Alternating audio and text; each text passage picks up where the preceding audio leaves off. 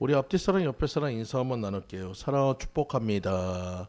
네, 사랑하고 축복합니다. 네, 사랑하고 축복합니다. 오늘은 본문의 말씀인 요한복음 13장 34절로 35절까지 말씀을 중심으로 살아가면 잘 됩니다 라는 제목으로 같이 은혜를 나누고자 합니다. 오늘은 이제 4월 마지막 주고 이제 다음 주부터는 이제 5월달이 시작됩니다. 여러분, 5월은 가정의 달이라고 하지만 또 다른 의미에서는 감사의 달입니다. 여러분, 우리가 한번 생각을 해보세요. 우리 가정을 이루는 꼭 필수적인 그런 부분들이 있습니다. 먼저 우리가 5월 5일은 무슨 날입니까? 어린이날이라고 합니다. 우리 하나님께서 우리에게 보석 같은 아이를 주신 날이에요.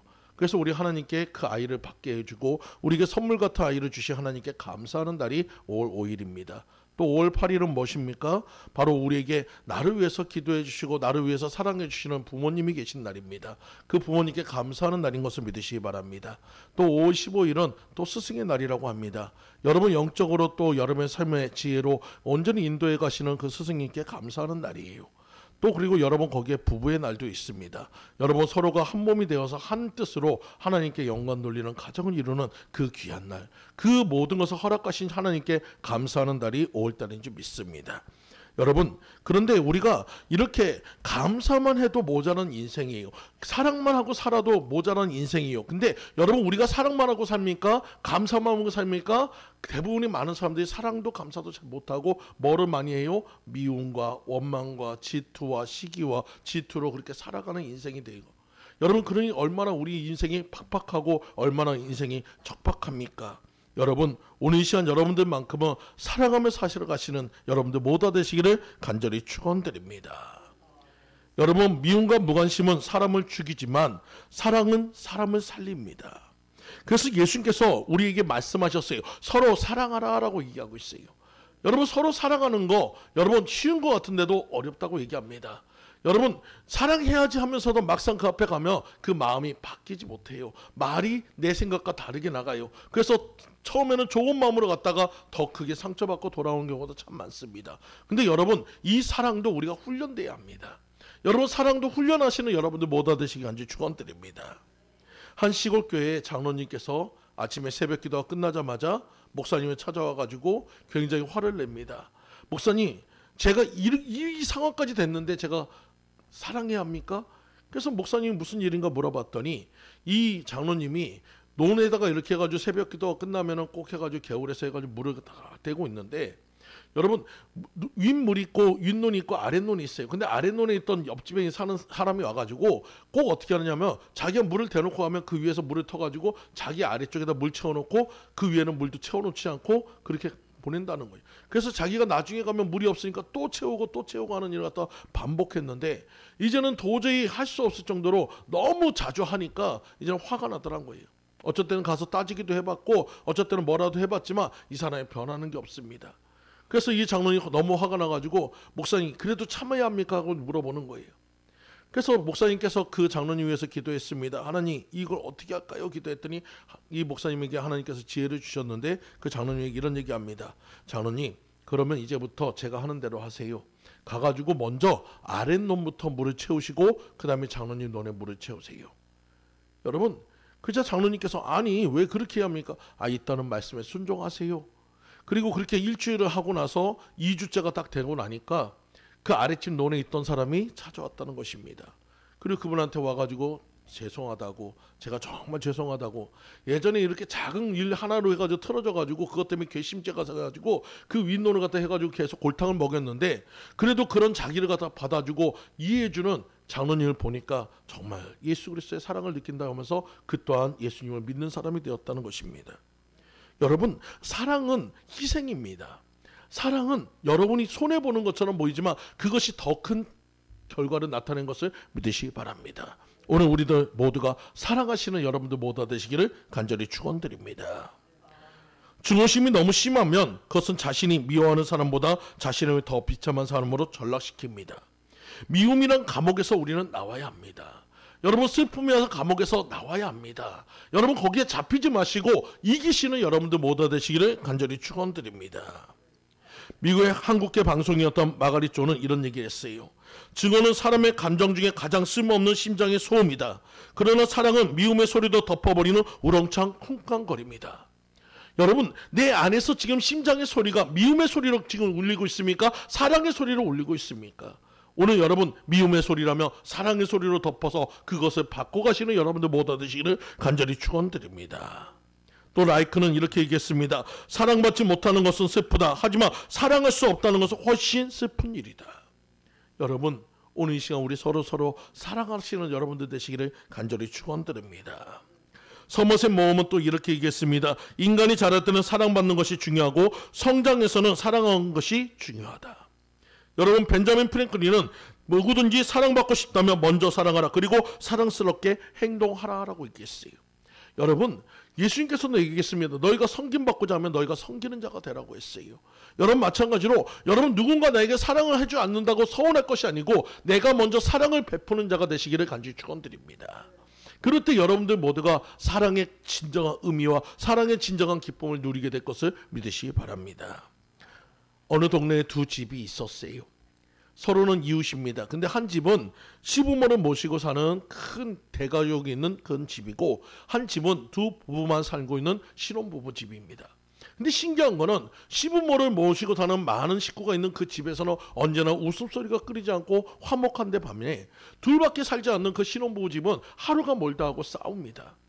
너무나도 이렇게 가지고 싸우는 모습을 보면서 그 남편이 아내하고 이런 얘기를 했습니다. 야, 우리 둘이 이렇게 있는데도 살기가 힘든데 저기는 그렇게 사람이 많은데도 저렇게 맨날 화목하고 싸우는 소리 못 들었는데 과연 거기에 비결이 무엇일까? 그래서 과일 한 상자를 사들고 그 집을 방문했습니다. 그리고 그 집에서 이제 다가를 나누면서 물어봤어요. 제가 가만히 보니까 그 사장님의 집은 대가족인데도 왜 이렇게 그냥 싸우지도 않고 항상 이렇게 가지고 맨날 화목한 모습을 보는데 저희는 둘만 있는데도 이렇게 싸우는데 뭔가 비결이 있습니까? 그 비결이 있다면 좀 가르쳐 주세요 라고 얘기했어요. 그자 거기 있던 그 사장님이 이렇게 얘기합니다. 네, 그것은 당신네는 두 분이 모두 다 훌륭하시고 우리는 모든 가족이 다 바보 같아서 그렇습니다. 그러니까 너무나도 이해할 수가 없는 거예요. 이게 대체 무슨 얘기입니까? 라고 물어봤더니 그 사장님이 또 이렇게 얘기합니다. 오늘 아침에 있는 일인데 제가 출근하다가 바닥에 놓여있는 물그릇을 못 보고 그만 발로 차가지고 물이 엎질러졌어요. 그걸로 인해서 제가 아내한테 얘기했습니다. 여보, 내가 안에 그 놓여있는 물그릇을 못 보고 그냥 물을 엎질렀네. 미안해 라고 얘기했습니다. 그저 아내가 이렇게 얘기합니다. 아니에요. 제가 거기서 그냥 멍청하게 거기다 물그릇을 놔가지고 당신이 그 물그릇을 차게 해서 제가 죄송해요. 미안해요 라고 얘기했어요. 그냥 옆에 또 시어머니가 얘기합니다. 아이고, 내가 늙어서 말이야. 그걸 갖다 딱 보고는 빨리 치워야 하는데 내가 치우지 못해서 그렇다. 내 잘못이다. 내가 미안하다. 서로가 서로에게 미안하다고 하니까 서로가 서로에게 바보 같아 하니까 싸울 일이 없더란 거예요.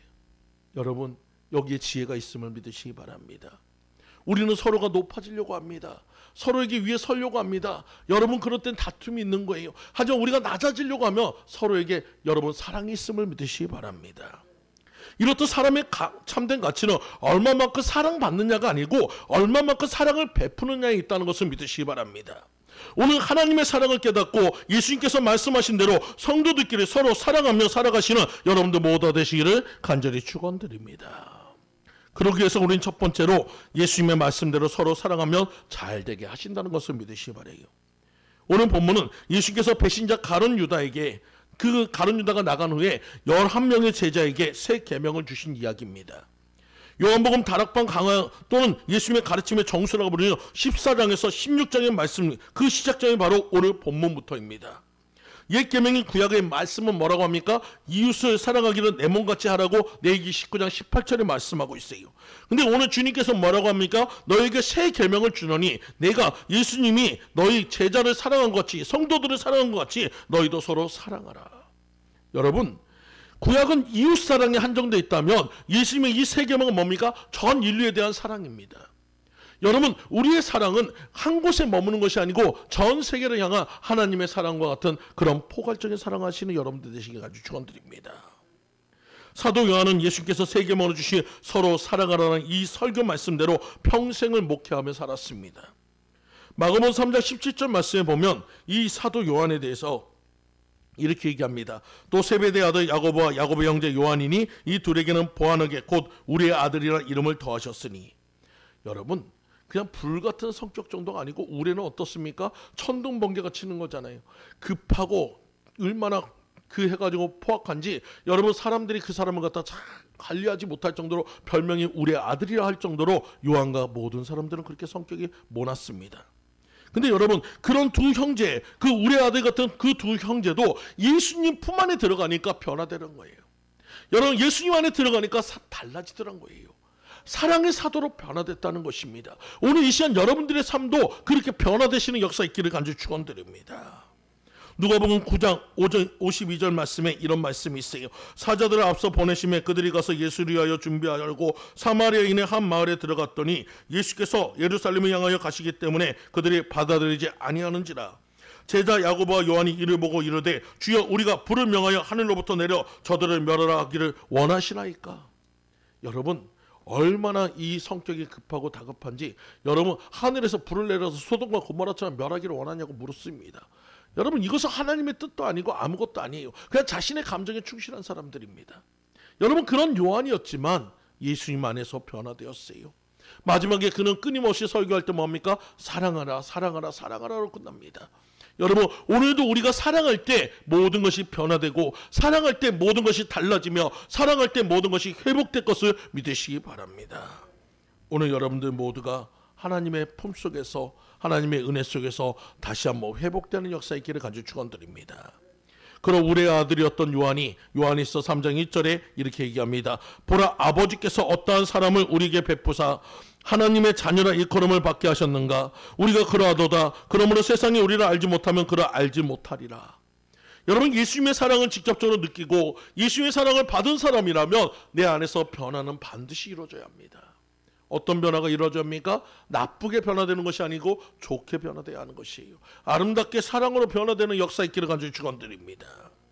여러분, 오늘 본문의 말씀인 사랑에 대해서 여러분 한번 보세요. 예수님께서 사랑을 하라고 한 것이 아니고 사랑은 진행형입니다. 너희도 나와 같이 내가 사랑한 것 같이 너희도 서로 사랑하라고 얘기한 것은 현재 진행형입니다. 한 번 사랑하고 마는 것이 아니고 계속 사랑하라는 거예요. 계속 사랑해 가시는 여러분들 모두 되시기를 간절히 축원드립니다. 하나님의 본질은 사랑입니다. 기독교의 가장 큰 덕목도 사랑입니다. 기독교의 가장 핵심적인 가르침이 바로 사랑이란 것을 믿으시기 바라요. 우리 교회 안에서는 사랑이 넘쳐야 합니다. 예전에 제가 전도를 하다가 굉장히 가슴에 못이 박혔던 그런 말이 하나 있어요. 어떤 분이 그런 얘기를 하더라고요. 자기는 교회를 안 나간대요. 예전에 교회 다니다가 시험 들어서 안 나간대요. 그래서 왜 안 나가세요? 좋은데 나오세요 라고 얘기하니까 그분이 그런 얘기 하더라고요. 사랑 얘기는 제일 많이 하면서 사랑이 가장 없는 데가 사랑이 교회라고 얘기합니다. 근데 거기에 대해서 반박을 할 수가 없더라고요.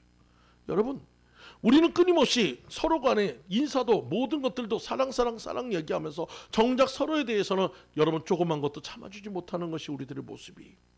오늘 우리만큼은 서로에 대해서 사랑하고 덮어주고 이해하고 기도하는 여러분들 모두 되시기 간절히 축원드립니다. 누군가가 못한다고 손가락질할 것이 아니고 나부터 바꿔가면 돼요.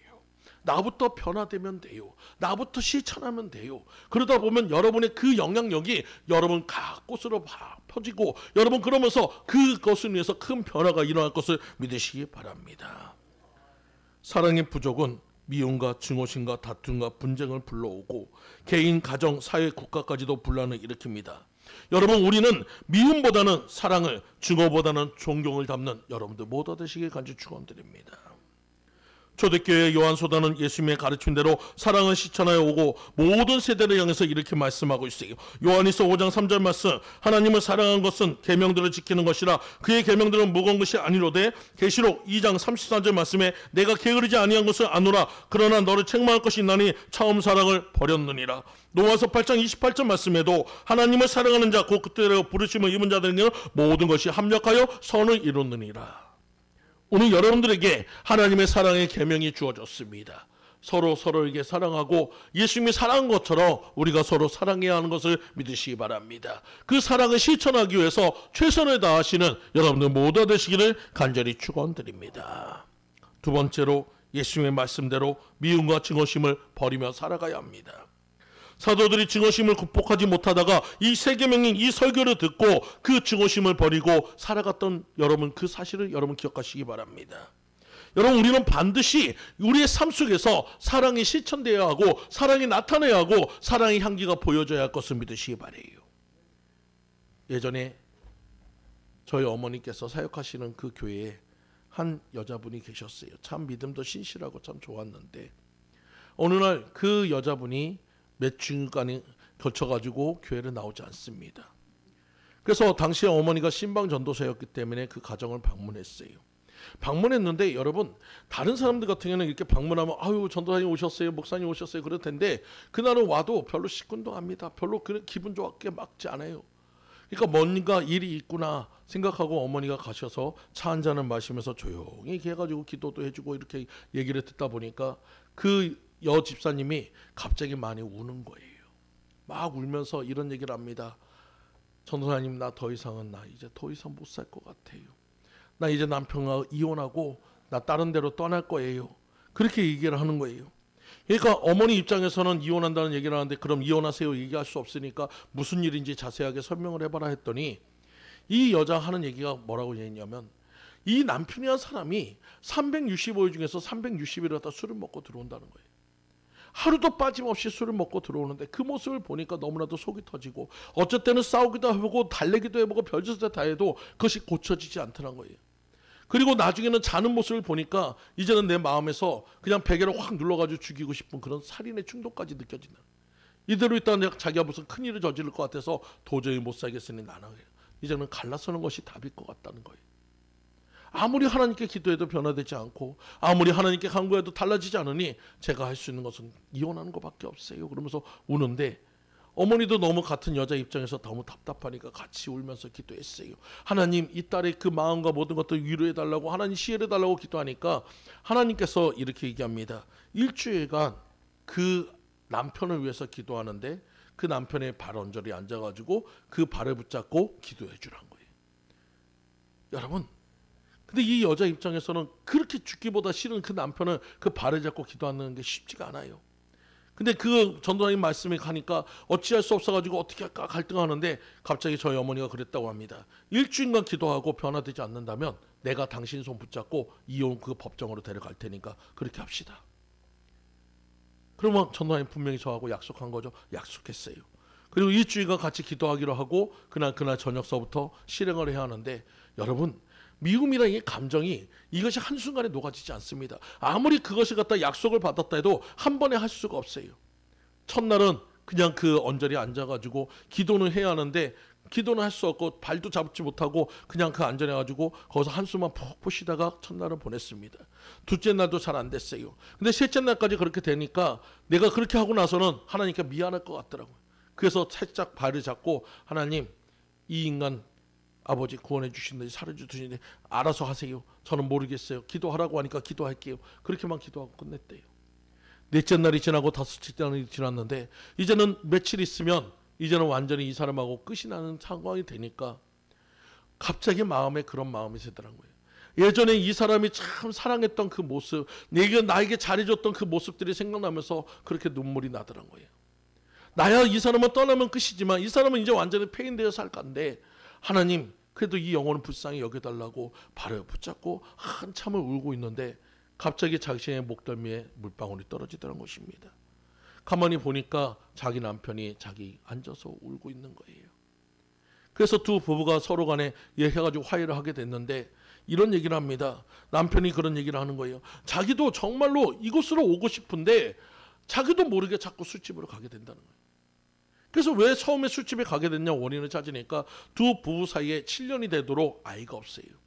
아이가 없다 보니까 서로가 힘들어하는 모습을 보니까 자꾸 그 모습이 그냥 가슴이 아파가지고 아내가 자면 그때 들어오려고 술집에 가게 되니까 나중에 그것이 습관이 돼가지고 못 오게 됐다는 거예요. 그 얘기를 듣고 나니까 이 아내도 그 남편을 위로하고 그리고 그날 저녁에 꿈을 꾸는데 신기한 꿈을 꿉니다. 남편의 모습이 보여요. 남편이 정상적으로 집으로 오는데 갑자기 꼭 로봇가 멈춘 것처럼 띠띠띠 하더니 술집으로 들어가더란 거예요. 그래서 왜 그런가 해가지고 봤더니 한쪽 옆에서 마귀가 이 리모컨으로 남편을 조종하는 모습을 보았습니다. 야, 저 원인이 저 마귀 새끼구나. 그래서 전도사님이었던 우리 어머니께서 같이 그 마귀를 대적하는 그 기도를 하기 시작했고, 그리고 그때부터 남편이 술을 끊고 온전히 집으로 돌아왔고, 그리고 그 여인과 함께 같이 예배당에 들어오기 시작합니다. 교회에 와서 같이 예배하기 시작합니다. 그러면서 그 가정에 축복된 일이 생겼는데 바로 7년 만에 아이가 생겼고 지금은 새 아이의 어머니가 됐다고 그래요. 여러분, 미움의 감정이 바뀌고 나니까 가정이 회복되고, 미움의 감정이 바뀌고 나니까 그 가정에 아름다운 축복의 열매도 나타납니다. 오늘 여러분의 삶도 마찬가지입니다. 우리의 삶의 모든 것들을 파괴하는 것은 여러분 저 사람이 아니에요. 내 안에 있는 미움의 감정입니다. 그 감정을 없애고 사랑의 감정을 할 때 여러분의 가정이 살고 여러분의 자녀가 살고 여러분의 모든 것이 회복될 것을 믿으시기 바라요. 오늘 여러분의 삶이 그렇게 변화되시기 간절히 축원드립니다. 저도 저희 지경지 집사님 여기 안 계시지만 제 동생이 어려서부터 제가 참 그 동생을 미워했습니다. 이 동생이 말을 잘 안 들어요. 또 사고도 많이 쳤어요. 그러다 보니까 주변에 있는 형들이나 주변에 있는 친척들이 이런 얘기합니다. 너는 장남이 돼가지고 네 동생 하나도 컨트롤 못하냐. 그때 당시에 저는 해가지고 중3이었고 지금 공부도 해야 하고 지금은 그 시험이 없지만 예전에 연합고사를 쳐가지고 고등학교에 들어가는 중요한 상황이었어요. 그런 상황에서 내가 동생까지 책임져야 한다는 생각하니까 그렇게 미울 수가 없습니다. 나중에는 어떤 생각까지 했냐, 저 동생이 어디 가서 죽어버렸으면 좋겠다는 생각까지 했어요. 그렇게 서로 간의 감정의 골이 굉장히 깊어졌습니다. 서로 간에 서로 이해하지도 못하고 매일 만나면 으르렁대는 그런 사이가 됐어요. 사회에 나와서도 여전히 관계는 서먹서먹했습니다. 근데 예전에 제가 하나님을 만난 후에 굉장히 깊은 회개를 하고 돌아오고 난 다음에 집안에서 그냥 어머니하고 예배를 드리는데 동생이 2층인 우리 집에 왔다가 어머니하고 약간 말다툼하고 나가면서 유리창문을 탁 잡았는데 유리창문이 그 현관문 유리가 다 와사락 깨져버렸습니다. 그 모습을 보고 어머니도 놀라고 저도 놀랬고 동생은 거기서 에이 그러면서 내려가는데 제가 급하게 쫓아 내려갔어요. 근데 어머니가 제 손을 붙잡더라고요. 혹시라도 서로 간에 또 해가지고 가서 싸울까봐 제 손을 붙잡는데 괜찮다고 그러고 내려가서 동생을 데리고 올라왔습니다. 동생을 앉혀놓고 그 동생을 품에 안고 그 동생을 위해서 기도했어요. 근데 그럴 때 얼마나 그 마음에 눈물이 많이 나는지 제가 먼저 동생한테 얘기했습니다. 동생아, 내가 미안하다. 내가 너를 너무 내가 미워했고 내가 너무너무 했던 그 모든 것을 회개하니까 제 동생이었던 지경지 집사도 울더라고요. 그러면서 그 동생이 그런 얘기합니다. 자기가 그러려고 한 것이 아닌데 그냥 손을 댔는데 그것이 순간적으로 그 유리가 다 깨졌다는 거예요. 자기도 놀랬다는 거예요. 근데 그거 갖다 용서해주고 나니까 서로 간의 감정의 골도 다 메꿔지고 서로 간에 다시 한번 화합이 되는 역사를 만들었습니다. 오늘 여러분의 삶도 마찬가지입니다. 미움의 감정은 우리의 가정을 파괴합니다. 미움의 감정은 서로 간에 서로에게 깊은 골만 만듭니다. 오늘 이 시간 여러분 미워하지 말고 사랑합시다. 미워하지 말고 사랑으로 덮으시는 여러분들 모두 되시기를 간절히 축원드립니다. 여러분, 사랑에는 반드시 희생이 따릅니다. 누군가가 손해봐야 하고 누군가가 먼저 다가가요. 누군가가 먼저 희생해야 합니다. 하지만 여러분 그것을 아깝다 생각하지 마세요. 여러분 그 희생을 통해서 하나님은 더 큰 열매를 맺으실 것을 믿으시기 바랍니다. 회복이라는 역사를 만드실 것을 믿으시기 바랍니다. 여러분 안에는 증오심이 극복이 될 때 하나님께서 온전히 모든 것을 풀어줍니다. 여러분 안에 극복이 되지 않는다면 오늘 주님의 말씀이 이 말씀을 다시 한번 기억하세요. 예수님이 나를 사랑해 준 것처럼 나도 그를 사랑하시면 될 것을 믿으시기 바랍니다. 오늘 그 말씀대로 실현하시고 실천하시는 여러분들 모두 되시기를 간절히 축원드립니다. 세 번째로 예수님의 말씀대로 성도들을 사랑하며 살아가시기 바랍니다. 예수께서 사도들에게 서로 사랑하는 새 계명의 설교를 하자 이 사도들은 평생을 서로 사랑하며 살았습니다. 한 장로님께서 아버지 학교에 가셨어요. 여러분, 아버지 학교에 가서 많은 은혜를 받았습니다. 많은 은혜를 받고 그리고 그 아버지 학교에서 사랑은 실천하는 것인가 들었어요. 그리고 순종이 그 어떤 것보다 중요하다는 것을 들었습니다. 그래서 이 장로님은 처음으로 정말 평생에 처음으로 꽃다발을 샀고 그리고 아내에게 꽃다발을 주려고 갔습니다.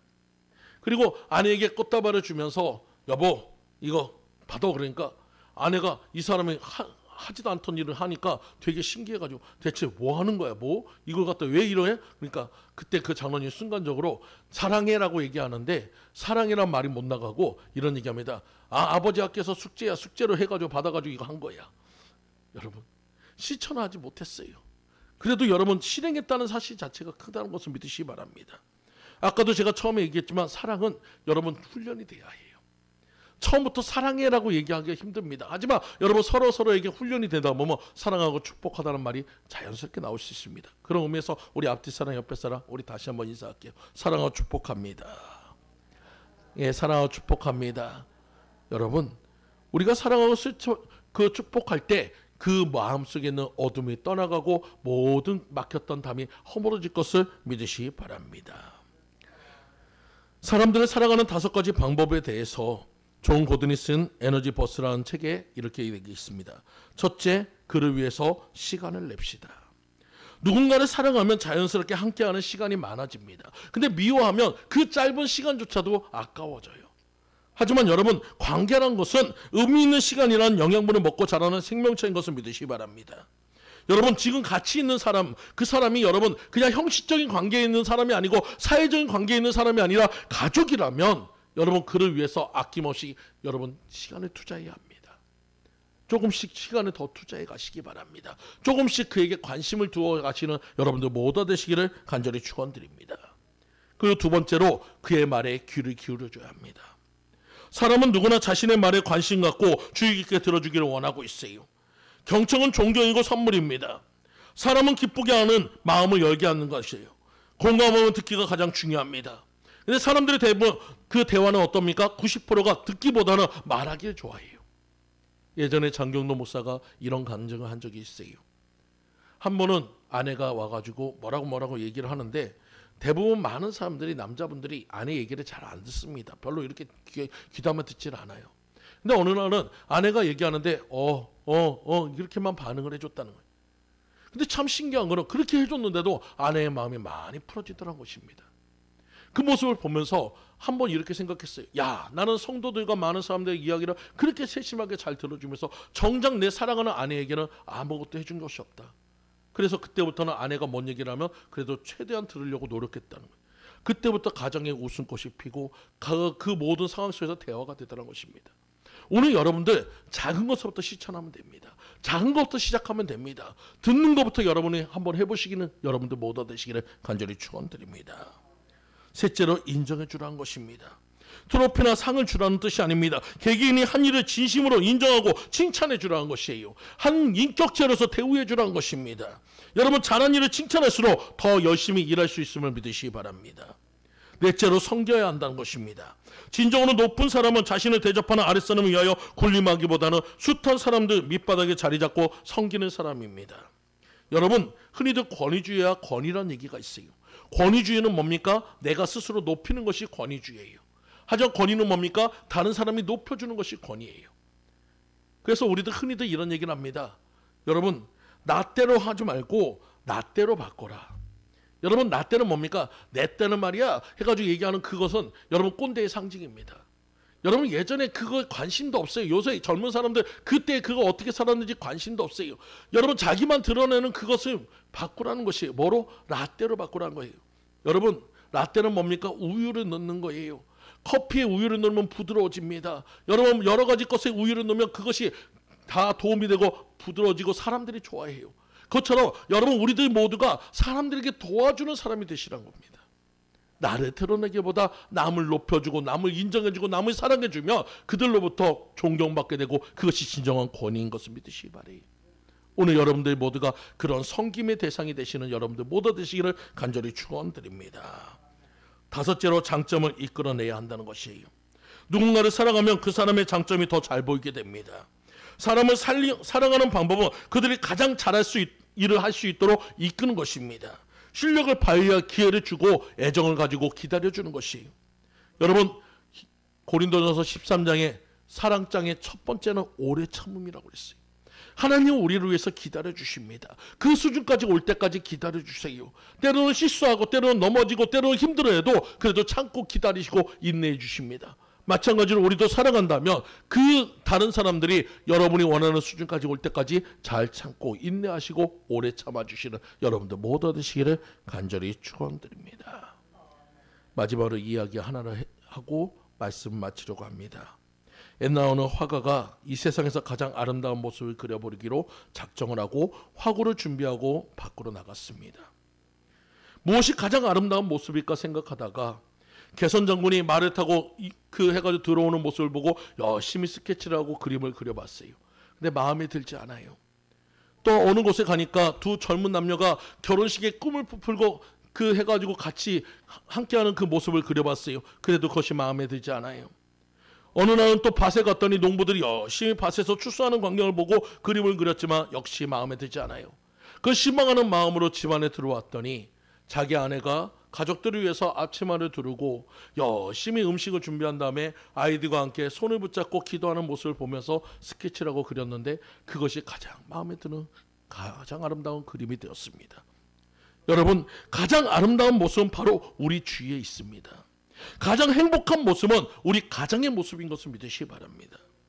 여러분, 각자가 뿔뿔이 흩어졌다가 여러분 저녁 때서 같이 모여서 한 상에 모여서 함께 웃고 함께 대화하는 그 모습이 가장 행복한 모습이에요.